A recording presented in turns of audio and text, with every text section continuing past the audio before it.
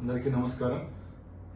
ఈరోజు మధ్యాహ్నం కొన్ని ప్రచార మాధ్యమాల్లో రాయచోటి నియోజకవర్గాన్ని మదనపల్లి జిల్లాలో కలుపుతారని వార్తలు చూస్తున్నాం।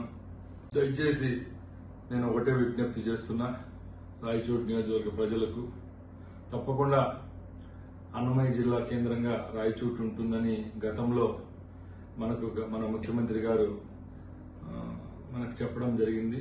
దానిలో భాగంగానే మనం కూడా ఎన్నో ఆశలు పెట్టుకొని ఈ స్థానాన్ని తెలుగుదేశం పార్టీని గెలిపించడం జరిగింది।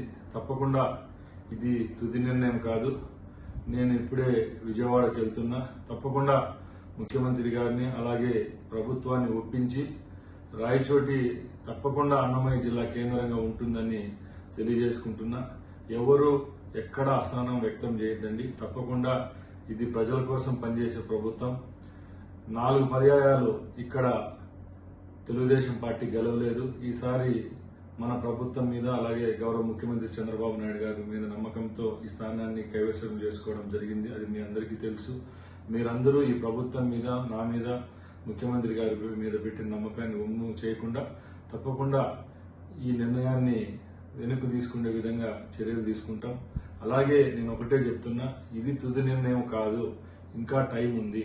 తప్పకుండా ముఖ్యమంత్రి గారిని ఒప్పించి రాయచోటిని జిల్లా కేంద్రంగా, అన్నమయ్య జిల్లా కేంద్రంగా ఉండే విధంగా చేసేదానికి నా సాయశక్తులా ప్రయత్నిస్తారని తెలియజేసుకుంటున్నాను। జై హింద్।